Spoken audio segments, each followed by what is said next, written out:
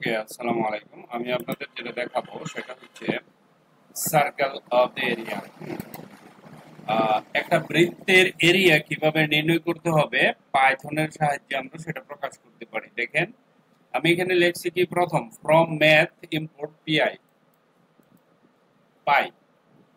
আচ্ছা, পায়ের মান কত জানেন সেটা, তাই না? 3.14। ওকে, তো এখানে রেডিয়াস লিখবেন float input, enter the radius of this circle, area is equal to pi, এটা হলো ফর্মুলা, ঠিক আছে? Area is equal to pi into radius square, pi into radius square. Print the area of circle is area, এই variable এখানে চলে আসছে, ঠিক আছে? তো এরিয়া, এখন যদি আমরা এখানে ক্লিক করি, প্রশ্ন করছে enter enter the radius of the circle. Radius তো জানেন, একটা বৃত্তের অর্ধেকের মাপ হচ্ছে 1 আর রেডিয়াস, তাই না? ওকে,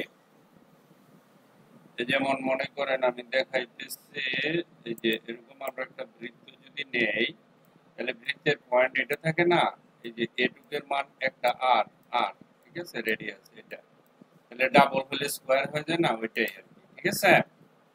ওকে, তো এখানে যদি আমি ধরেন দিলাম 4 বা 3, ধরেন আমি দিলাম 1 2 3 4, ঠিক আছে?